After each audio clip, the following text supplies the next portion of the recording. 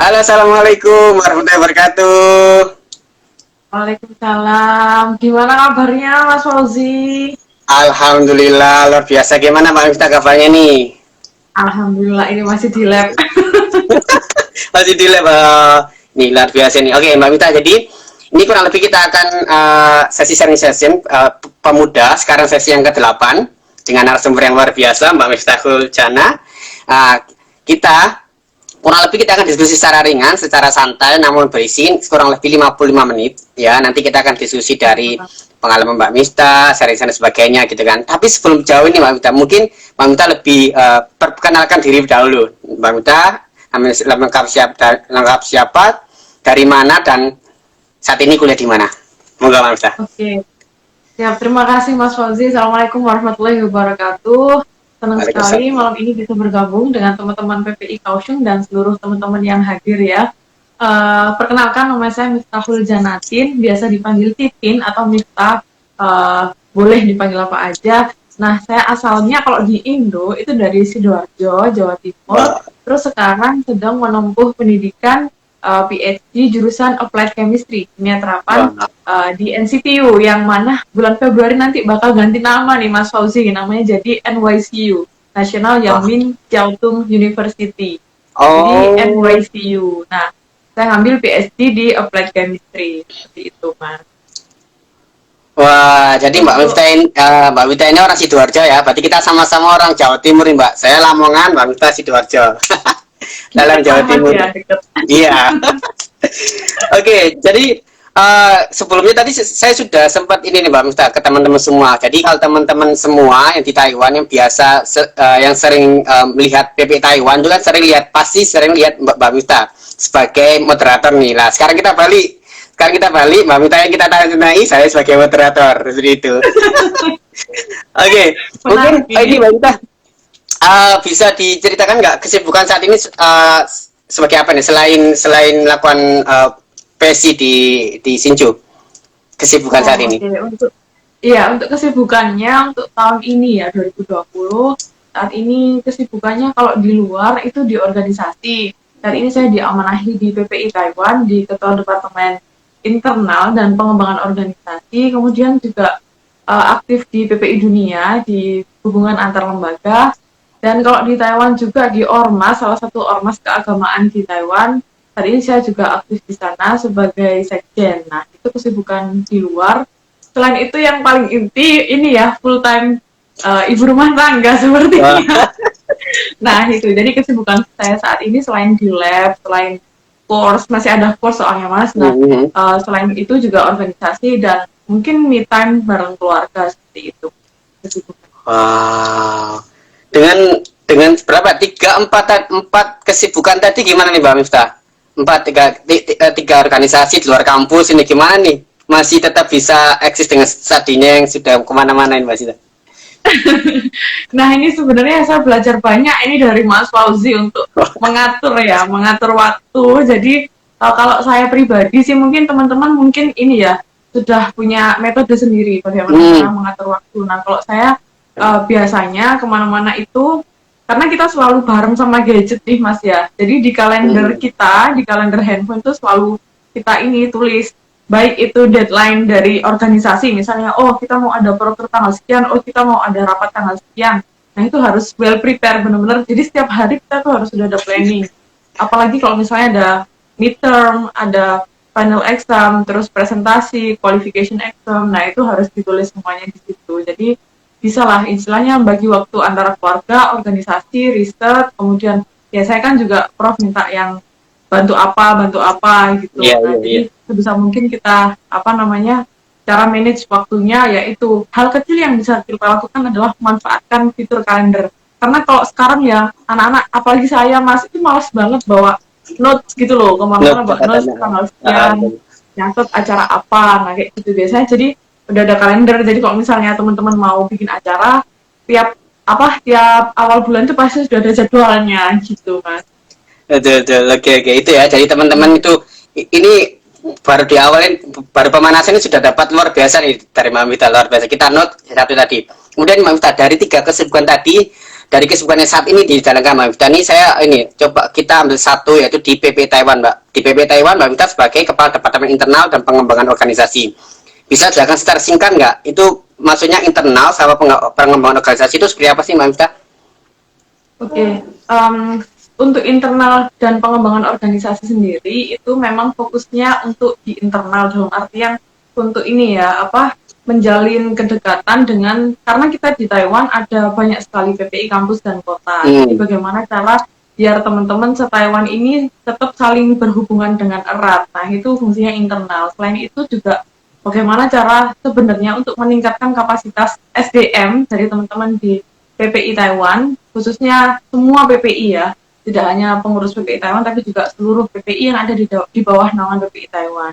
Kemudian di sisi lain, bahwasanya kita tahu kalau misalnya Taiwan ini memiliki banyak sekali mahasiswa Indonesia yang pindah ke sini, jadi di internal itu juga fokus dalam hal pendataan mahasiswa. Nah itu sebenarnya dilantiknya bulan September kemarin. Nah, sebelum itu saya juga aktif di PPI Sinju. Jadi setelah lengser dari PPI Sinju, kemudian langsung diminta di PPI Taiwan untuk membantu di Departemen Internal. Nah, berbekal dari PPI Sinju, mungkin karena ketemu Mas Fauzi juga di grup forum-forum ketua PPI se-Taiwan, jadi sudah nggak canggung lagi gitu. Maksudnya kalau misalnya komunikasi dengan teman-teman PPI kampus kota se-Taiwan seperti itu. Jadi kalau misalnya mau ada kolaborasi misalnya, kemudian ada permasalahan, ada pengen koordinasi atau kolaps dan lain sebagainya se-Taiwan, kemudian membutuhkan bantuan teman-teman dari PPI Taiwan, kita saling sharing lah seperti itu. Oke, intinya tadi kan ini Mbak, tentang internal. Ini apa namanya? Internal personal antar mahasiswa di Taiwan termasuk tugas dari Mbak Miftah nggak? Misalkan secara personal ada masalah gitu. Ada misalkan teman-teman di Sinju ingin berhubungan dengan teman-teman di Kaohsiung gitu, secara personal gitu. Itu termasuk tugasnya Mbak Miftah nggak? Wah ini kalau apa namanya tugas personal sebenarnya gini Mas, kalau saya pribadi ya prinsip saya itu dimanapun saya berada itu kalau misalnya kita sebagai umat Islam itu mungkin sudah sangat mengenal khairun nas anfa'uhum linnas. Jadi sebaik-baik manusia adalah yang bermanfaat bagi orang lain seperti itu. Jadi dari ketika saya nyampe sini terus baru 3 bulan diamanahi ketua PPI itu saya sudah istilahnya mewakafkan diri. Oh oke, dari teman-teman mengamanahi saya berarti percaya bahwa saya bisa membantu teman-teman. Jadi di situ baik itu urusan kampus, urusan organisasi misalnya, bahkan pada saat itu juga sempat Mas di Sinju itu yang masalah kuliah magang itu sempat kita ada masalah juga. Jadi sempat ada komunikasi dengan KDI dan alhamdulillah sudah selesai. Jadi meskipun masalah pribadi pun karena mungkin di sini juga ini ya agak ngeri beasiswanya. Jadi kita tetap saling membantu. Apalagi kalau misalnya pengen Mbak menurut Mbak kan udah kenal saya nih. Menurut Mbak kriteria yang cocok buat saya gimana? Mungkin Mbak ada kenalan di Kaohsiung. Oh banyak, itu sering banget itu Mas. Serius, itu sering banget. Nah, itu saya sangat senang kalau misalnya teman-teman datang kemudian minta tolong, sharing-sharing. Nah itu saya dengan senang hati. Apapun yang sebisa mungkin yang saya bisa bantu, itu pasti saya bantu gitu. Soalnya kan kita nggak tahu kapan kita membutuhkan bantuan orang lain. Iya, saya setuju dengan Mbak Miftah gitu kan. Kemudian tadi sempat disinggung nih Mbak Miftah sebelum di PP Taiwan di kepala internal kan Mbak Miftah di PP Sinju kan. Nah, Mbak Miftah di PP Sinju sebagai ketua umum periode 2019-2020. Lah ini kan sangat jarang nih ketua kemudian wanita apalagi Mbak Miftah kemudian dengan organisasi lain gini.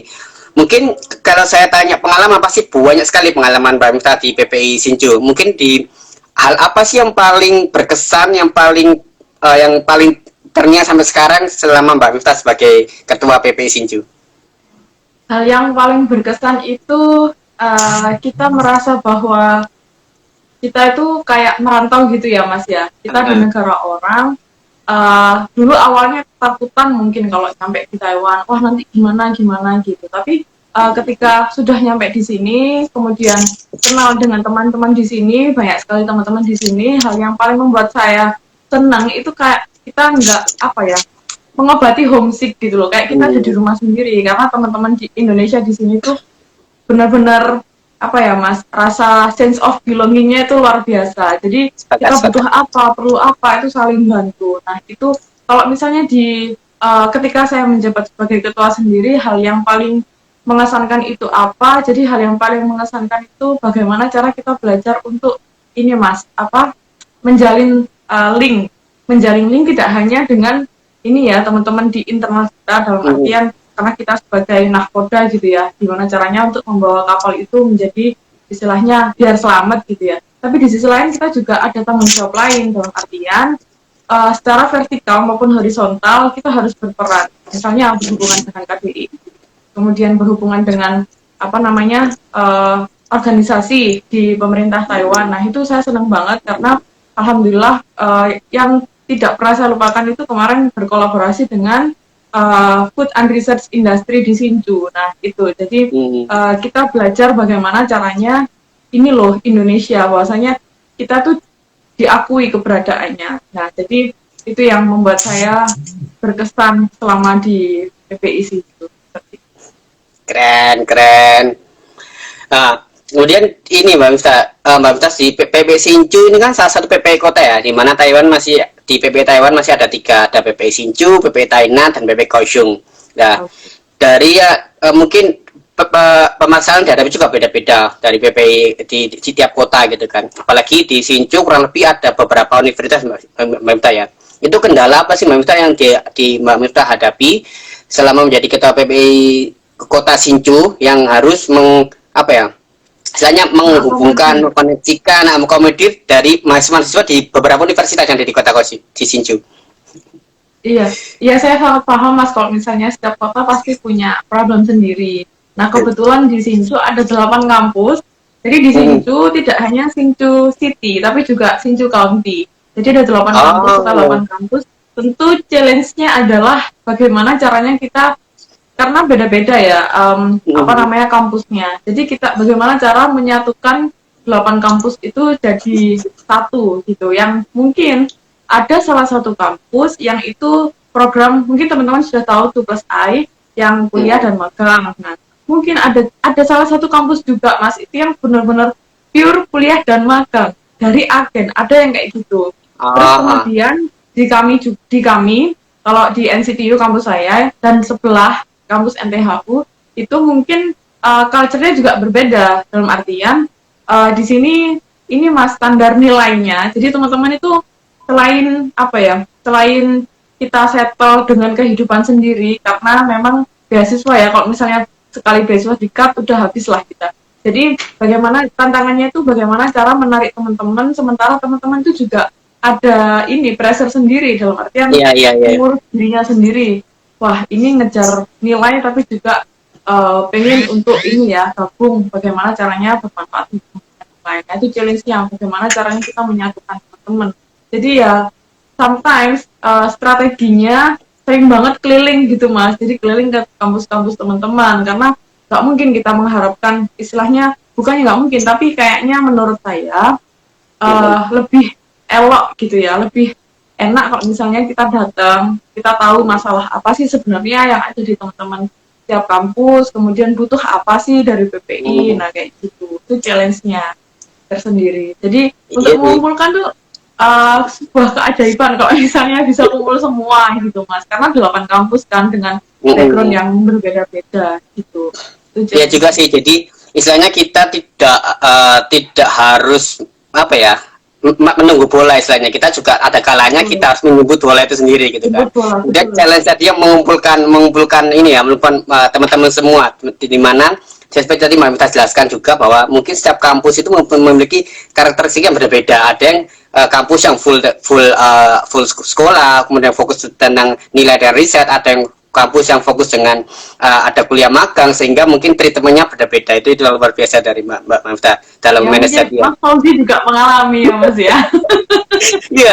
Kita sama-sama PPI Kita sama-sama, kotanya. saya juga belajar dari Mbak Mifta yang sudah selesai dengan berhasil di PP Sinjo ini.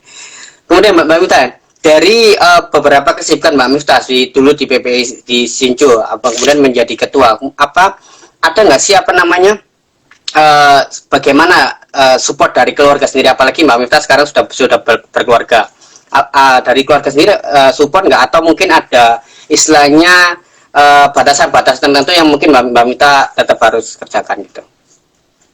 Ya, memang benar Mas. Kalau misalnya keluarga itu ini ya, best support system kalau misalnya kita apa namanya mengistilahkan. Jadi kalau kita sendiri dalam ajaran agama sendiri, perempuan apalagi yang sudah berkeluarga itu kan tergantung ridho suami.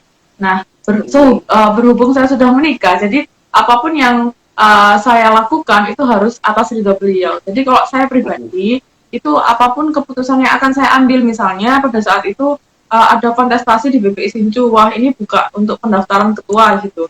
Nah, berhubung teman-teman mendukung, banyak yang mendukung, kemudian otomatis saya cerita dong ke suami, ini gimana kalau misalnya saya maju, plusnya seperti ini, minusnya seperti ini, kemungkinannya ke depan kayak gini, waktunya seperti ini. Nah, ketika saya yakin bahwasanya kalau kita saling mencintai gitu ya, pasti akan saling memahami. Nah, alhamdulillah Pak suami ini sangat ini ya, sudah memahami gitu ya, karena dulu juga ketemu beliau juga sama-sama teman-teman satu organisasi, waktu itu beliau bendahara, saya sekretaris. Nah, jadi beliau sudah memahami kalau saya memang passionnya di organisasi. Nah, seperti itu. Jadi ketika dikomunikasikan setelah selesai di BPI Sinju, ketika diminta di BPI Taiwan, saya juga komunikasi sama beliau, gimana ini kalau misalnya saya diminta di sini, terus ini apa namanya, kemungkinan terburuknya seperti apa, tapi tentu beliau juga ada banyak hal yang dikhawatirkan. Dalam artian di sini kan memang tujuan utama kita kuliah. Jadi jangan sampai, menurut beliau, jangan sampai ketika kita aktif di luar, itu melupakan kewajiban yang ada di dalam. Nah, itu kewajiban utama. Nah, itu yang batasan dari beliau. Yang penting kalau misalnya mau ngapa-ngapain di luar, itu kerjaan di dalam tuh harus selesai dulu. Nah, seperti itu. Tuh, Mas. Kalau saya pribadi, mungkin teman-teman yang lain memiliki ini ya, masalah yang berbeda. Nah, tapi memang saya sepakat sih, memang keluarga itu memang support apalagi ya sama suami atau sama orang tua, istilahnya kita dapat support, kita dapat ridho, kita dapat doa, itu mungkin sebagai energi positif yang kita dapatkan untuk ketika ada masalah di organisasi, insya Allah tetap dilaksanakan baik gitu kan. Jadi jadi gini Mbak Mita, kalau kita bicara tentang pengalaman dan ilmu dari Mbak Mita, mungkin tidak akan habis-habisnya di 1 jam, tapi kita akan stop dulu. Kita akan masuk ke inti dari diskusi kita malam hari ini, yaitu tentang pemuda Mbak Mita.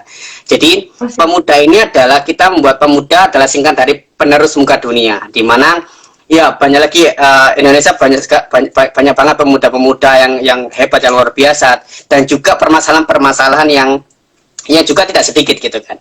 Nah, karena topik malam hari ini adalah tentang jati diri seorang pemuda, ya, dan kita kaitkan dengan akhir di tahun 2020 yang mana tahun ini berbeda dengan tahun-tahun sebelumnya. Challenge-nya berbeda, mungkin apa yang diraih, yang kerjakan juga berbeda gitu kan.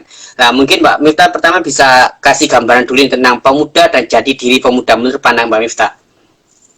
Oke, kalau ini menurut pendapat saya, kalau menurut saya pemuda itu sebenarnya penerus muka dunia, bener. Saya sepakat banget sama ini ya, apa namanya singkatan yang dibuat oleh teman-teman BPI Kaudung. Dalam artian pemuda ini kita dianggap sudah cukup ini ya, sudah cukup dewasa untuk menentukan pilihan kita sendiri. Dalam artian apa yang baik menurut kita dan buruk menurut kita, pasti kita sudah ini ya, sudah bisa membuat decision masing-masing untuk hidup kita. Nah, yang mana kita tahu bahwasanya semakin bertambahnya ini ya, semakin time flies, itu nggak bakal lebih muda tapi lebih tua. Nah, di sini adalah challenge kita setelah kita merasa bahwasanya kita sudah, ini sudah mature gitu ya. Jadi kita adalah yang memegang, benar-benar yang memegang kendali bagaimana masa depan kita. Kalau misalnya kita berbicara tentang pribadi ya, masa depan kita itu ditentukan ya pada saat ini, di titik ini, apa yang kita usahakan saat ini, pada saat kita mungkin kita menyebut pemuda secara ini ya, secara istilah atau secara kamus dan lain sebagainya, secara teori kita membuat batasan waktu batasan umur sebagai ini ya, sebagai apa namanya, sebagai definisi. Tapi di sisi lain dalam umur, kenapa kok di umur itu biasanya dijadikan patokan? Karena pada saat umur itu orang dinilai bisa menentukan sikap dan menentukan keputusan sendiri. Dalam artian dalam menjadi pemuda ini kita juga harus benar-benar dipersiapkan, harus benar-benar mempersiapkan apapun untuk menghadapi challenge ke depan. Nah, untuk lebih lanjut, pastinya untuk pemuda sendiri, kalau kita mendengar ini ya, mendengar para pendahulu negeri kita, bahwasanya apa yang apa yang kita harapkan ke depan itu tergantung apa yang kita lakukan saat ini, tergantung apa yang kita persiapkan sekarang. Dalam artian, berarti negara ke depan itu kayak gimana ya tergantung kita. Nah, kalau misalnya orang Jawa Timur bilangnya nom-noman ya, kalau nom-noman nih istilahnya nggak mau ngapa-ngapain ya berarti jangan berekspektasi nanti ke depan akan ada perubahan untuk bangsa kita, karena banyak loh mas yang sekarang bilang pemuda kemudian mengkritik kemudian memprotes banyak hal, tapi kita sendiri tidak mempersiapkan apa sih yang kita bisa lakukan untuk masa depan, untuk negara kita. Nggak usah jauh-jauh negara kita, apa sih yang bisa kita lakukan istilahnya untuk memperbaiki diri kita gitu. Boleh kita misalnya merasa bahwa kita terlahir dari keluarga yang berada, jadi nggak perlu mikir hartaku tidak akan habis 7 turunan. Tapi bagaimana ketika itu berbeda, ketika kita hidup dari kecil itu harus benar-benar penuh perjalanan, itu kita juga menjadi nilai plus bahwasanya pada saat titik kita menjadi pemuda itu yang kita menentukan kedepannya seperti apa, kayak gitu. Wah, keren-keren. Oke, kita akan diskusi nih dari apa yang tadi Mbak Mifta sampaikan tadi terkait jati diri. Teman-teman juga yang misalkan ada pertanyaan, baik pertanyaan tentang khusus Mbak Mifta terkait pengalaman atau tentang diskusi kita malam hari ini, nanti bisa di-chat di kolom komentar, nanti kita akan bacakan ke Mbak Mifta. Oke, Mbak Mifta, kita lanjut. Terkait jati diri diri pemuda nih Mbak Mifta. Pastinya kan ada nilai-nilai yang harus dimiliki seorang pemuda tersebut dalam menyiapkan menjadi pemimpin masa depan. Kira-kira menurut Mbak Mifta, nilai yang paling penting apa saja yang harus dimiliki dan dipersiapkan oleh pemuda saat ini? Iya, ini diskusi yang sangat menarik ya Mas ya, karena ini menyangkut nilai-nilai. Nah, itu relatif sebenarnya untuk setiap orang, tapi ini saya menyampaikan apa yang ada di benak saya. Kalau misalnya menurut saya nilai-nilai yang harus dimiliki oleh pemuda itu, dan itu yang harus fundamental benar-benar ada dari sejak dulu kala, itu harusnya yang pertama itu jujur mas, dalam artian jujur dalam segala hal baik kita berbuat sesuatu. Kalau misalnya kita jujur, kita tulus, tanpa kita berkata pun orang pasti bisa melihat, oh ini orang tulus, ini bantu, benar-benar bantu. Nah, itu orang pasti bisa melihat kejujuran kita. Kemudian kalau misalnya diamanahi, nah itu pasti kita tidak akan menyalahgunakan apapun. Yang kedua, selain kita juga harus jujur, pastinya juga amanah ya. Jadi apapun yang diamanahkan ke kita, bukan hanya kalau misalnya kita diamanahi sebagai ketua, bukan. Minimal, setidaknya hal terkecil kita sekarang sebagai pelajar, kita diamanahi sebagai pelajar. Nah, ketika kita diamanahi sebagai pelajar, bagaimana cara kita bisa menyelesaikan amanah itu dengan baik. Jadi setelah jujur, kemudian amanah. Nah, yang ketiga, itu menurut saya itu jangan pernah menjadi orang lain. Jadi harus benar-benar menjadi diri sendiri, tentunya tidak serta-merta menerima, ya udah aku kayak gini, aku nggak mau berubah, bukan seperti itu. Dalam artian, kalau misalnya kita menjadi diri sendiri itu sangat baik, tapi juga harus dengan memperhatikan kondisi lingkungan sekitar. Jadi kita harus istilahnya peka ya, atau sawang sinawang kalau orang Jawa bilang. Terus yang terakhir menurut saya itu rumongso, kalau bahasa Jawanya rumongso.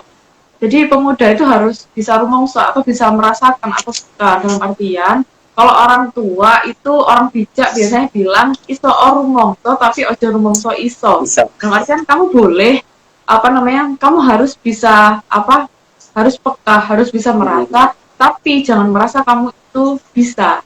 Jadi kita harus benar-benar merasa ini saya masih kurang, saya masih butuh mengupgrade, saya butuh belajar, butuh segala macam. Jadi sebisa mungkin menghilangkan rumongso iso itu loh mas, meskipun ya banyak orang yang menilai bahwasanya kita bisa, tapi kita harus tetap down to earth lah ya kalau anak sekarang bilang gitu.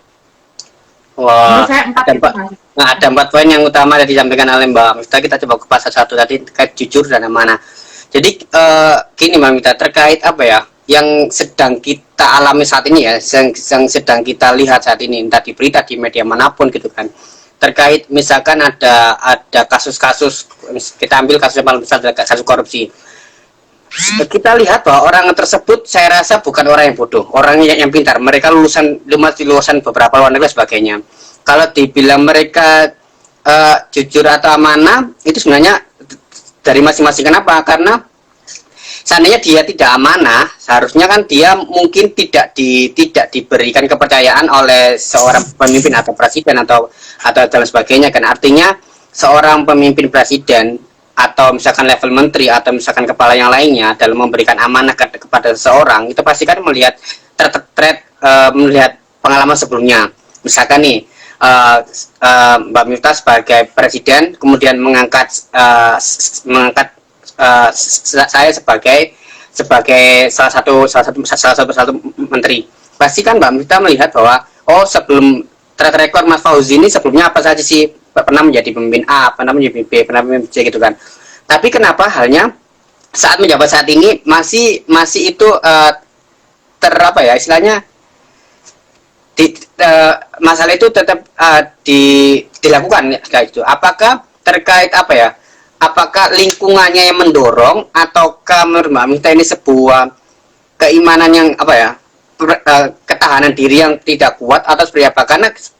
Karena banyak kasus seperti ini Mbak Miftah. Jadi kita misalkan teman-teman masih muda, kita menggebu-gebu, kita ikut demonstrasi, kita mengkritik, kita memberikan solusi, kita setuju bahwa korupsi itu tidak baik, kita setuju bahwa seorang pemimpin harus ini, harus B, harus itu. Tapi ketika dia yang masuk ke dalam lingkup sebagai di dalam itu seolah-olah nilai itu hilang, seolah-olah nilai yang dulu diperjuangkan tiba-tiba hilang. Apakah itu adalah karena tekanan lingkungan di situ yang mungkin dia tidak bisa mengendalikan dan akhirnya dia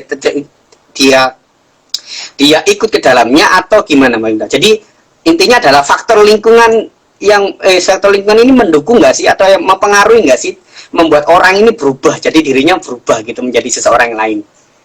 Oke. Ini pertanyaan yang sangat menarik. Ini agak berbau-bau politik gitu ya Mas ya. Jadi saya kalau misalnya teman-teman ada pendapat lain silahkan.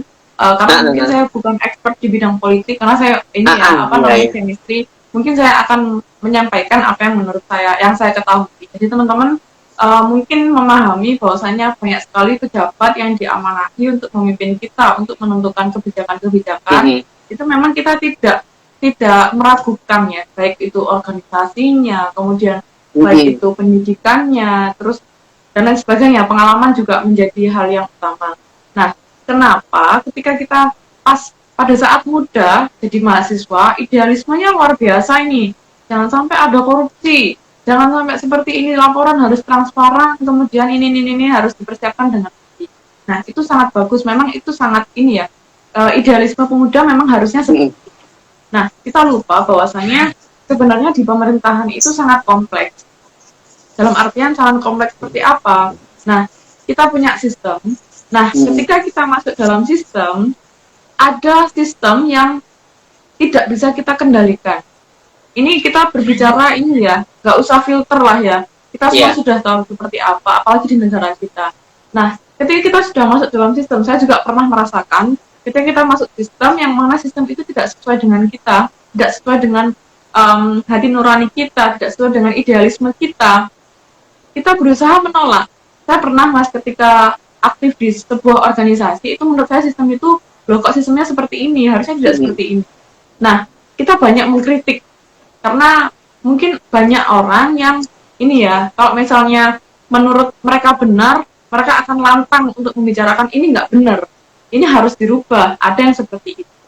Dan ada juga yang, waduh, udah terlanjur masuk, kemudian nggak bisa berbuat apa-apa, akhirnya katut-katut ikut arus. Itu ada, tergantung manusianya juga, tergantung individu masing-masing. Ada yang masih bertahan dengan idealisnya, ada yang ya udahlah daripada aku nggak selamat gitu kan. Nah, itu tergantung pribadi masing-masing, tergantung kalau misalnya Mas Fauzi dibilang keimanan sendiri, nah itu saya sepakat. Nah, menurut saya lingkungan dan sistem itu sangat berperan banget. Yang pertama mungkin kalau misalnya kita sudah menduduki jabatan yang mana kalau di pemerintahan pasti ini ya ada bulus ya. Kalau misalnya di BPI malah kita yang ngeluarin duit gitu kan. Tapi kalau sudah di pemerintahan, wah itu pasti sudah tidak berbicara masalah pengabdian lagi mungkin, karena sudah Hmm. ditunggangi oleh beberapa kepentingan. Nah, itu menurut saya memang pengaruh apa namanya lingkungan dan sistem itu sangat berdampak bagi kita. Nah, bagaimana cara kita mempertahankan idealisme? Saya pernah mas ketika ada di satu organisasi itu dinilai oposisi karena Hmm. menurut saya itu nggak benar dari sistem awal baik pemilihan dan lain sebagainya itu menurut saya kok kayak gini gitu, kok nggak Hmm. sesuai sama apa yang ada di pikiran saya. Jadi tapi saya tetap ada dalam sistem itu, saya menyampaikan apa yang menurut saya kok ini seperti ini, kenapa nggak seperti ini, baiknya seperti ini. Jadi istilahnya kayak yang menilai oposisi. Terus kemudian menurut saya ketika kita berani lantang menyuarakan apa yang menurut kita tidak sesuai dengan idealismenya kita, kita harus juga bersiap bahwasanya banyak orang yang membenci kita. Nah, Betul. itu. Karena orang yang membenci kita sudah masuk dalam sistem tadi itu. Kita Betul. harus siap akan hal itu. Nah, kalau saya tipe-tipe orang, ya kalau misalnya nggak sesuai ya sudah, kalau jenengan nggak suka ya sudah nggak apa-apa, it's okay karena ini organisasi, jadi kita belajar lah, nggak semuanya bisa sependapat sama kita. Nah, kayak gitu. Memang apa namanya lingkungan dan sistem itu sangat berpengaruh banget terhadap ini apa uh, idealisme orang, tapi tetap ya mas ya tergantung sama pribadi masing-masing. Iya, iya. Soalnya gini Mbak, Mbak Miftah, kalau kita melihat real case ya, mungkin kalau kita beruntung di organisasi, sebagaimana organisasi itu tempat kita belajar. Kalau kita melakukan kesalahan, ya udah di organisasi ya kita bisa melakukan kesalahan, ya udah kita perbaiki dan kedepannya kita bisa ini ya bisa bisa melakukan hal yang lebih baik lagi kalau di organisasi. Tapi kalau case-nya adalah case di realita, misalkan benar di instansi, itu kan beberapa hal tidak bisa ditolerir. Artinya ya udah kalau kamu salah pasti ada kok ini ada hukuman, ada konsekuensinya gitu kan. Jadi disatakan bahwa kalau apa namanya pilihannya adalah kita masuk ke dalam sistem, kemudian sistem menurut kita tidak sesuai, kita pilihannya kita berbicara, kita lantang bilang, atau kita diam. Kita berusaha mengubahnya ketika kita mau kekuatan, ketika kita nggak punya, kita keluar gitu kan. Tapi di posisi real bahwa seseorang masuk dalam sebuah sistem itu kan bukan hanya sekedar dia untuk mengabdikan diri. Misalkan kita case-nya adalah di instansi negara, misalkan kita case-nya adalah bukan untuk mengabdikan diri, tapi kita juga untuk bekerja secara realistis, kita bekerja mencari uang untuk kehidupan sendiri kan Mbak Mita ya.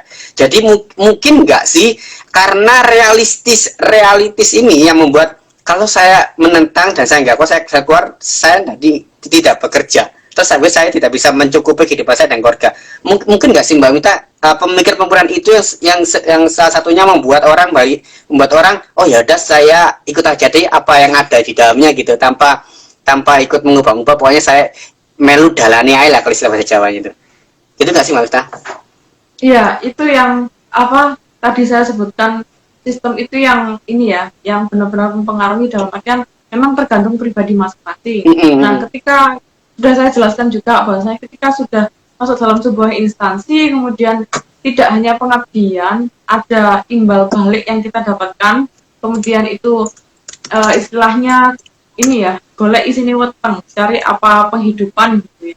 Nah, itu sangat mungkin terjadi ketika kita melawan, ya sudah, berarti kamu nggak dapat bagian. Nah, banyak sekali yang seperti itu, tidak hanya di tingkat nasional, tapi bahkan di tingkat desa pun ada yang seperti itu. Nah, itu yang menurut saya memang benar, Mas. Saya sepakat. Jadi, tergantung pribadi masing-masing. Itu lebih memilih untuk, waduh, kalau misalnya saya tidak bertahan di sini dengan sistem yang sudah ada, otomatis terancam bagaimana nasib saya dan juga keluarga, gitu kan. Tapi ketika kita bertahan di sini itu tidak sesuai dengan hati nurani dan idealismenya, jadi memilih untuk keluar. Nah, banyak sekali yang seperti itu. Mungkin teman-teman juga sering ya membaca berita bahwasanya banyak yang keluar dari KPK, mungkin keluar dari instansi-instansi karena tidak sesuai dengan sistemnya. Nah, itu. Jadi itu memang tergantung dengan apa namanya pribadi masing-masing. Ingin bertahan dengan sistem yang menurut dia tidak baik, tapi menyelamatkan hidupnya, atau ada di dalam sistem karena mempertahankan idealisme keluar sehingga harus mencari untuk settle di kehidupan. Hmm. Iya, iya, iya. Jadi artinya ini ya, dia tidak harus, artinya semua pilihan balik lagi ke seorang itu masing-masing. Apakah mau ketika mau di dalam juga ada konsekuensinya, ketika mau keluar juga ada konsekuensinya terkait. Ada, saya rasa teman-teman orang kita semua punya pilihan dan tahu lah pilihan mana yang terbaik dan pilihan mana yang ini ya, yang menurut dia kurang baik. Dan poin berikutnya tadi kan terkait menjadi diri sendiri, Mbak Mifta. Mbak Mifta juga tadi sempat sempat menyinggung terkait menjadi diri sendiri itu tidak berarti tidak merubah gitu. Nah, menurut Mbak Mita ini apa itu namanya, untuk menjadi seorang pemimpin yang terbaik itu, boleh nggak sih kita misalkan kita istilahnya tuh meniru gaya orang lain dalam memimpin, itu termasuk, apakah itu menghilangkan jati diri kita menjadi seorang, saya sebagai Fauzi, Mamta sebagai seorang Mamta sendiri ketika memimpin. Jadi istilahnya kita mencontoh gaya seorang memimpin itu mempengaruhi nggak sih perubahan jati diri kita? Oke, ini menarik juga ya Mas ya soal kepemimpinan. Jadi gini teman-teman, uh, tujuan kita adalah sebenarnya bagaimana cara kita menjadi diri kita sendiri. Tidak hanya kita memimpin, tapi juga dalam berkehidupan sehari-hari, dalam kehidupan bermasyarakat. Nah, ketika kita ada di saat kita sebagai pemimpin, pasti orang itu akan memandang siapa kita, bagaimana kepribadian kita. Nah, kalau misalnya kita menjadi diri orang lain, itu menurut saya itu kurang baik juga, Mas. Dalam artian, tiap orang itu tidak bisa kita samakan ini ya, tidak bisa kita samakan satu sama lain. Kemudian kategori terbaik pun itu juga sangat relatif karena tidak ada penilaian baku sebenarnya terbaik itu seperti apa, apakah organisasinya harus menerima banyak penghargaan ataukah fokus di internal ataukah fokus di eksternal, karena memang tidak ada penilaian baku tentang hal itu. Nah, kalau menurut saya pribadi, setiap pemimpin itu harusnya itu memiliki ciri khas tersendiri atau karakter tersendiri. Mungkin ada, dan itu juga tergantung dengan kebutuhan lingkungan. Nah, mungkin saja ketika organisasinya itu memang benar-benar ini ya, butuh seorang yang diktator, ada memang yang membutuhkan orang yang diktator. Kemudian ada juga yang organisasi itu istilahnya apatis gitu ya. Jadi apa yang harus kita lakukan? Nah, jadi kita harus menjadi diri kita sendiri, tapi juga tidak menutup kemungkinan kita untuk mengupgrade tanpa menghilangkan sebenarnya apa yang ada pada diri kita sendiri. Maksudnya begini, sepanjang misalnya ya di Sincu gitu kan, pasti saya yakin dari ketika PPI Sincu terbentuk awal tahun 2014 itu, dari ketua pertama sampai ketika saya terpilih itu, pasti setiap ketua itu memiliki style dan permasalahan masing-masing dan juga tantangan masing-masing. Nah, ketika saya terpilih ya otomatis, apalagi saya ini ya ketua perempuan pertama, jadi teman-teman harus menerima bahwasanya ini yang memimpin adalah seorang perempuan. Mungkin lebih main perasaan gitu ya, jadi aduh gimana ya, kasihan gitu misalnya. Kemudian detailers banget gitu, jadi harus detail dari A sampai Z, kemudian dari persiapan acara, dari ini. Nah, itu. Kemudian mentreatment anggota dan mungkin pengurusnya itu mungkin juga berbeda-beda. Tapi otomatis orang itu pasti melihat, oh Mbak ini seperti ini, oh cara memimpinnya seperti ini. Yang bisa menilai itu memang orang lain. Tapi kita sebenarnya nggak salah Mas kalau misalnya meniru, tapi saya yakin bahwa saya semeniru-menirunya orang itu pasti tidak menghilangkan dirinya sendiri. Pasti karena meniru itu biasanya datang dari, oh berarti ada evaluasi, oh berarti ketika saya memimpin dengan cara seperti ini, anggotaku kok buyar gitu misalnya. Nah, oh ya udah, mungkin saya harus mencoba cara Mas ini pendekatannya seperti apa, pendekatan personal kayak gini. Oh masih buyar juga, berarti pengen nyoba yang lain. Nah kayak gitu maksud saya, tanpa menghilangkan jati dirinya. Iya.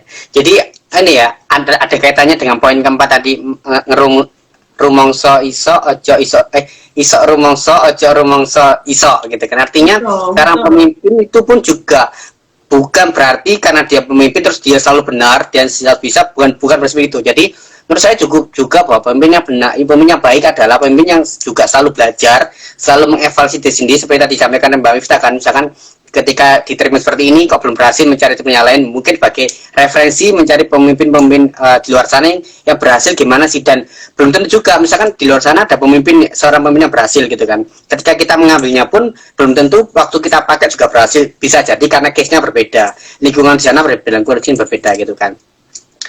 uh, Berhubungan dengan seorang pemimpin, leader dan idola, Mbak Miftah ini ada nggak sih sosok yang dijadikan seorang idola sebagai, oh ini seorang leader yang bagus nih, oh ada ini seorang pemimpin yang bagus dalam memimpin, nilai-nilai yang itu yang mungkin nanti yang bisa saya implementasikan ketika saya menjadi leader. Ada nggak sih sosok idola gitu menjadi seorang leader menurut Iya. Mbak gitu? Oh iya, tadi saya sedikit menambah ya Mas. Jadi kalau misalnya apa namanya yang kita mengadopsi Mhm. apa dari orang lain, mungkin itu sama kayak riset kita ya. Oh mungkin di paper bilangnya kayak gini, sama Mhm. persis kita melakukan sama persis tapi gagal. Mungkin itu ada perbedaan atau mungkin ada yang tidak disampaikan di paper, jadi tidak applicable untuk kita. Dan otomatis ketika misalnya saya melihat BPI Kaohsiung ini bagus banget nih, aku pengen mencontoh Mas Fauzi gitu. Ketika diaplikasikan di sini ternyata nggak bisa. Nah itu memang tergantung Mhm. dengan kebutuhan masing-masing organisasinya juga. Nah kemudian kalau bertanya tentang role model, pasti setiap orang punya role model masing-masing. Nah kalau saya jujur pribadi role model yang benar-benar apa namanya menjadi inspirasi itu Bu Risma banget. Jadi saya melihat Bu Risma itu memang luar biasa, Mhm. perempuan, kemudian bisa memimpin dengan luar biasa baik, kemudian nggak sungkan untuk turun ke bawah, dan yang menurut saya luar biasa itu beliau itu detailer banget. Dalam artian Mhm. apa yang terjadi di kotanya itu beliau sangat mengerti dengan detail apa kebutuhannya, kemudian permasalahannya apa, bahwa bahkan nggak sungkan-sungkan ada birokrasi yang bulat sedikit udah langsung ini aja apa, beliau nggak segan-segan untuk ini ya bertindak tegas gitu loh Mas. Meskipun saya yakin beliau yang membenci itu sangat banyak ya, apalagi pada Mhm. saat teman-teman kalau ingat penutupan ini ya, mohon maaf, lokalisasi di Surabaya, oh banyak sekali yang apa namanya menentang beliau, tapi ketika beliau sudah menentukan sebuah kebijakan ya sudah harus dilaksanakan, dan beliau siap untuk apa yang sudah apa namanya sudah diputuskan. Nah itu yang role model buat saya. Jadi ketika kita sudah memutuskan sesuatu, otomatis pasti dengan musyawarah teman-teman apa namanya yang ada di ini ya, di komite atau di kepengurusan kita, kalau kita sudah memutuskan oke. Okay. Tapi kalau misalnya ada melanggar, itu sudah kita sudah menentukan ini, berarti harus ada konsekuensinya. Kemudian untuk ke depan nanti seperti apa, itu beliau sudah istilahnya visioner gitu ya Mas. Nah itu tanpa ketika ketegasan itu tidak serta merta, oh aku tegas, istilahnya melihat orang lain tuh melihat kita karena kita berkuasa bisa semena-mena, enggak. Tapi saya melihat dari Bu Risma karena mungkin juga beliau perempuan ya. Jadi di balik ketegasan beliau itu ada kasih sayang gitu loh Mas. Jadi kasih sayang Iya, iya. yang kita bisa melihat tanpa beliau harus berbicara aku sayang awakmu rek ala Mhm. Surabayanya, enggak seperti itu, tapi dengan cara-cara beliau, dengan ketegasan beliau, dengan keputusan-keputusan yang beliau ambil, itu beliau orang yang tulus, orang yang apa namanya sayang dengan yang beliau pimpin. Nah itu yang menjadi role model, pemimpin yang menjadi role model saya. Yang kedua kalau misalnya dari luar negeri, siapa role modelnya gitu. Kalau tadi kan dengan kearifan lokal ya dari Indonesia, kalau di luar negeri karena saya tinggal di Taiwan, itu saya sangat ini ya, saya sangat amazed dengan ini presiden di Taiwan, Tsai Ing-wen. Kalau misalnya teman-teman pasti sudah Mhm. ini ya, sudah familiar. Saya sangat amazed dengan beliau, seorang wanita 2 kali terpilih sebagai presiden dan termasuk salah satu negara yang berhasil mengendalikan COVID ya dengan Ya. luar biasa. Jadi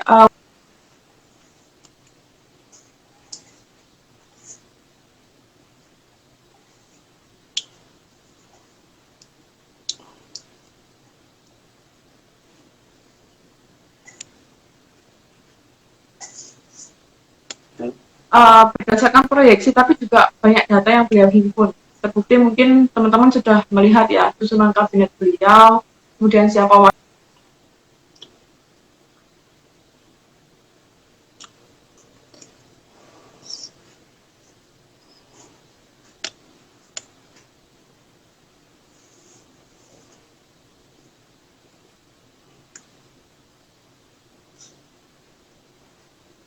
putus.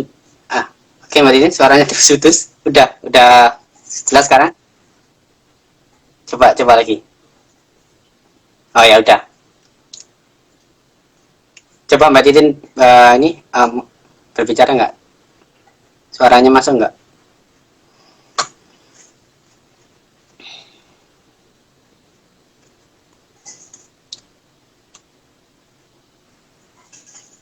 Nah, dah sekarang dah. Oke.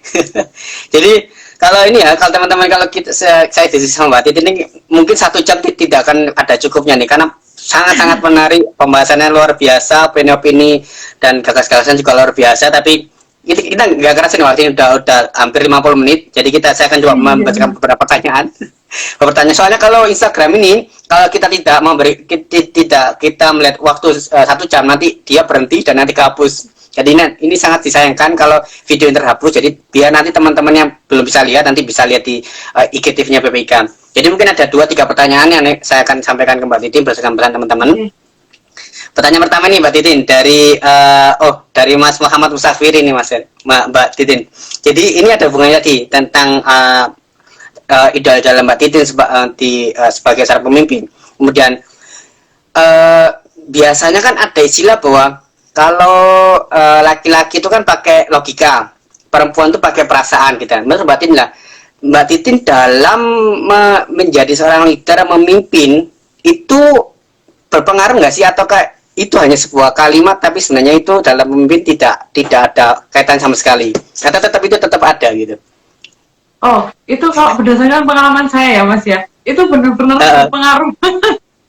Itu benar-benar berpengaruh. Jadi karena mungkin perempuan ya, jadi lebih banyak main feeling. Jadi kalau saya itu mungkin banyak orang yang menilai saya tegas, apa yang nggak sesuai sama saya itu pasti saya langsung lawan Mas, pasti saya suarakan gitu kan, apapun. Saya nggak peduli orang itu oposisi atau gimana. Nah, tapi di sisi lain saya juga ini Mas, orangnya nggak bisaan. Jadi kalau mau minta tolong apa, oh ya udah kasihan gitu. Jadi memang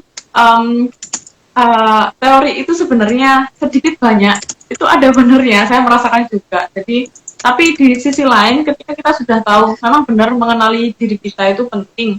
Jadi ketika saya memutuskan untuk ini ya Mas, mau untuk berkontestasi di BPI Sini, waktu itu saya sudah berpikir, oh saya ini orang yang seperti ini, ketika memimpin saya seperti ini. Jadi saya nanti butuh orang yang bisa mengimbangi saya, dalam artian karena kita sebagai ketua, kita nggak jalan sendiri.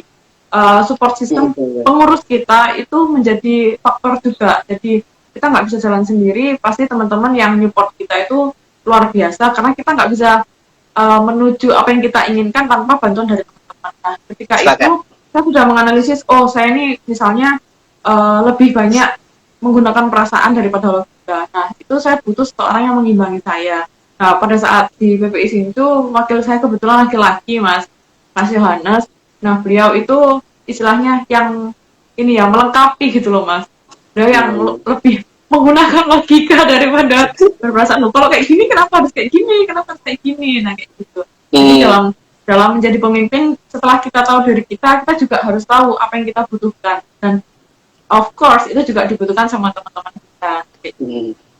Sepakat. Ada hal yang sangat menarik nih Mbak Titin. Saya menemukan hal yang menarik dari Mbak Titin. Jadi gini, kita meyakini bahwa sebuah organisasi, instansi sukses itu sebenarnya faktornya bukan hanya karena seorang pemimpin yang baik atau pemimpin yang luar biasa. Bahkan pemimpin yang luar biasa pun bisa jadi tidak berhasil di suatu case karena ada beberapa elemen gitu kan, termasuk misalkan elemen pengurus gitu kan. Jadi pemimpin sebagus apapun, sehebat apapun tidak akan bisa berjalan sendiri tanpa pengurus-pengurus yang hebat juga gitu kan. Begitu pula dengan anggota-anggotanya, dengan seluruh masyarakatnya. Ketika sudah pemimpinnya sudah bagus, kemudian pengurusnya juga bagus, tapi anggotanya atau masyarakat juga kurang bisa mensupport, juga kurang bisa mendukung kesuksesan sebuah organisasi, kesuksesan sebuah instansi. Itu hal yang menarik saya dapatkan dari Mbak Titin.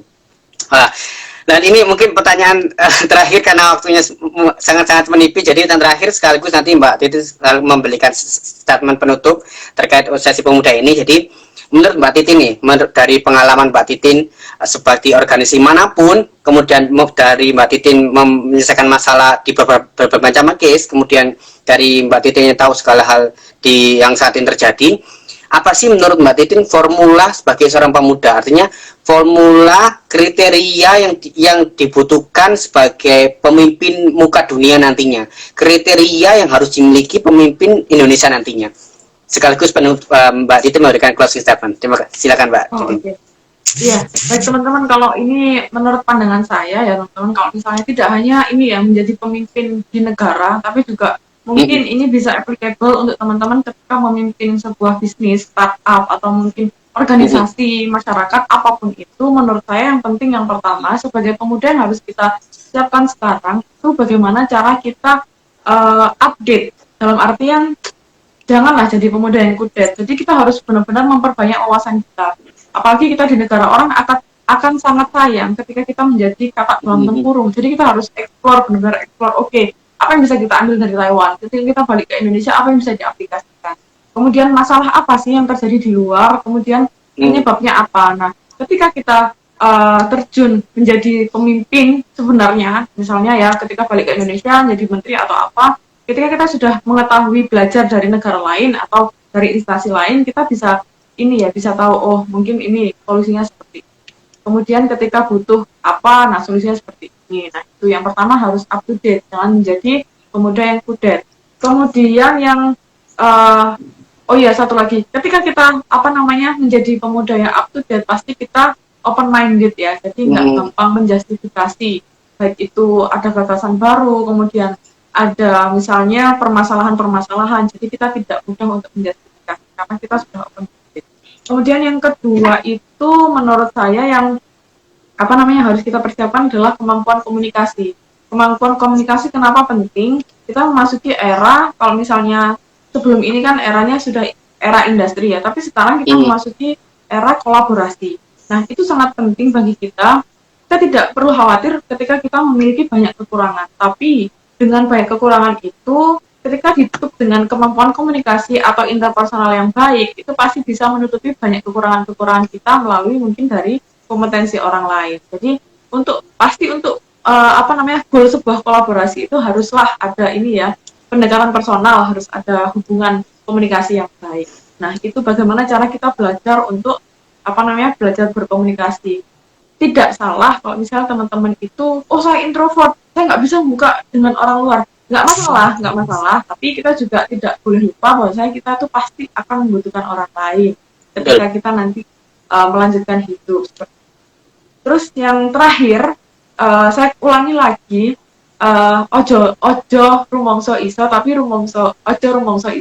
iso rumongso. Nah, kita harus bisa peka dan banyak belajar. Jadi istilahnya dimanapun kita berada, kita harus menyediakan gelas kosong. Apapun ilmu yang kita bisa dapatkan, kita tampung. Jadi jangan pernah merasa sudah cukup, aku harus pintar, aku sudah cukup ahli dalam ini, tapi enggak, kita harus bagaimana cara mengupgrade diri sendiri, belajar. Kalau misalnya teman-teman beragama Muslim, beragama Islam mungkin sudah paham ya bahwasanya thalabul ilmi minal mahdi ilal lahdi. Nah, jadi sampai nanti kita ke liang lahat itu kita harus belajar. Nah, itu sih kalau menurut kita. Jadi sekarang yang bisa kita lakukan, baik teman-teman mungkin sekarang jadi pelajar, setelah lulus, baru lulus nih ya, baru memulai untuk kerja mungkin, atau mungkin sekarang lagi memulai startup atau yang lain-lain, menurut saya teman-teman benar-benar dipersiapkan. Kemudian jangan sampai ini ya, menghilangkan kejujuran dari diri kita sendiri. Karena itu bekal yang sangat penting dimanapun kita berada. Kalau misalnya kita menerapkan jujur, pasti orang lain pasti bisa menilai ketulusan kita dimanapun itu. Menurut saya itu. Jadi pemuda yang sekarang apa yang akan kita lihat 10 tahun, 5 tahun ke depan itu ya itulah wujud dari apa yang sudah kita persiapkan sekarang. Jadi kita sebagai pemuda Indonesia harus benar-benar mempersiapkan bagaimana kehidupan kita secara pribadi dan juga kehidupan negara kita ke depannya. Seperti itu teman-teman. Jadi semangat teman-teman pemuda yang sekarang studi dimanapun. Jangan sampai jangan sampai give up dengan alasan apapun. Komunikasi yang baik dengan teman-teman dan keluarga sekitar. Dan semoga Allah senantiasa melancarkan apa yang sudah kita cita-citakan. Amin. Wah, luar biasa sekali, Mbak Miftah. Sayang sekali ya karena waktunya amat terbatas, tapi banyak sekali catatan, banyak sekali ilmu yang saya dapatkan juga sebagai moderator malam ini. Saya yakin juga teman-teman di rumah juga sangat mendapatkan ilmu banyak, inspirasi dan luar biasa. Jadi sekali lagi saya ucapkan terima kasih kepada Mbak Miftah yang menyempatkan waktunya di waktu sibuknya sekarang di lab, di waktu sibuknya beberapa organisasi, tapi masih memberikan kesempatan buat kami untuk diskusi untuk teman-teman semua. Kita berterima kasih Mbak Miftah. Kita juga doakan Mbak Miftah diberikan kesehatan selalu, diberikan kelancaran, diberikan kesuksesan, dan apapun keinginannya bisa tercapai. Lagi terima kasih Mbak Miftah dan teman-teman semua. Terima kasih yang sudah menonton live. Boleh pesan satu lagi? Boleh, silakan. Misalnya teman-teman mau sharing, mau tanya beasiswa atau apapun di Taiwan, boleh bisa DM saya langsung. Insya Allah sebisa mungkin saya membantu. Atau mungkin tanya ke Mas Fauzi juga boleh. Siap tadi udah Mbak Miftah sudah open. Jadi kalau teman-teman ada pertanyaan langsung bisa langsung ke DM Mbak Miftah atau ke saya juga boleh. Dan terima kasih teman-teman semua yang hadir pada malam hari ini. Semoga bermanfaat. Terima kasih juga Mbak Miftah. Semoga apa yang kita pelajari malam ini menjadi ilmu bermanfaat dan berguna bagi kita semua dan untuk Indonesia yang lebih baik tentunya. Terima kasih semuanya. Assalamualaikum warahmatullahi wabarakatuh.